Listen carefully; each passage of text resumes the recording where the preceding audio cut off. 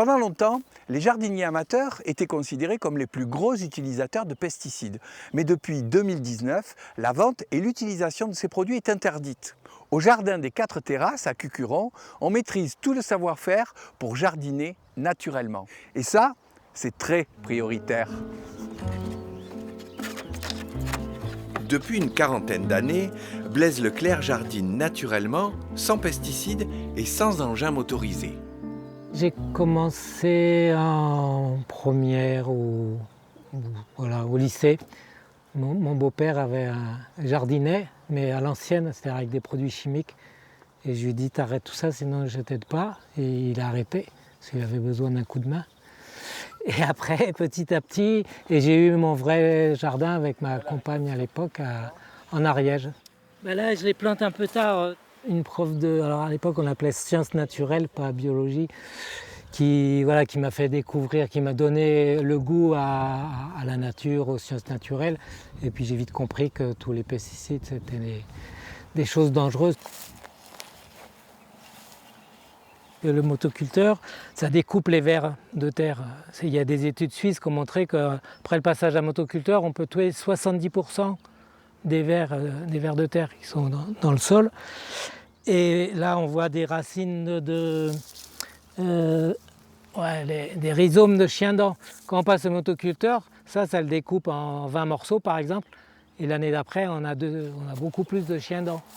Donc avec un outil comme ça s'appelle une aérabêche. On fonctionne en arrière. En plus, c'est un outil ergonomique qu'on n'a pas à soulever. Il suffit juste de tirer, secouer un petit peu et reculer. Donc c'est mieux pour le dos. C'est à la fois mieux pour le dos et mieux pour les êtres vivants du sol.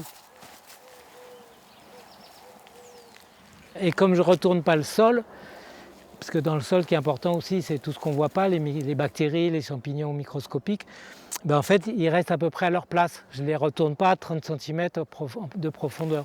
Et les racines de plantes, en fait, elles ont besoin d'oxygène pour s'allonger. Et si on a un sol tassé, l'oxygène ne circule plus.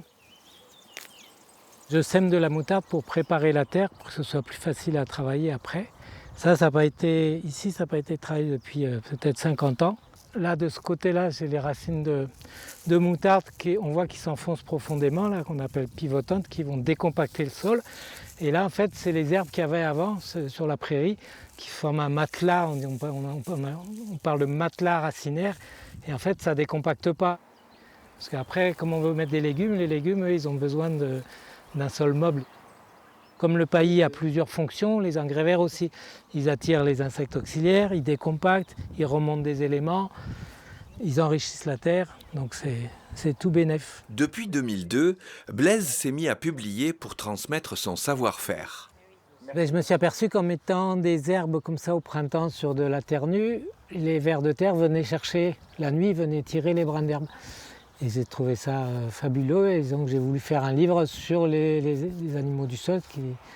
C'est le livre qui s'est appelé Les jardiniers de l'ombre et qui a très bien marché. C'était un des premiers livres de jardinage à terre vivante. Et après, de fil en aiguille, j'ai continué. On m'a proposé des thèmes, j'en ai proposé et puis j'ai jamais arrêté. Maintenant, il y en a plein. Il y a plein de livres sur la permaculture. Et souvent, c'est des livres de jardinage. Bien refermer après pour les sangliers, contre les sangliers. Je faisais partie d'une commission environnement à la mairie. Ça coulait de source de faire des jardins partagés. Et dans tous les villages du Luberon, maintenant, il y a des jardins partagés.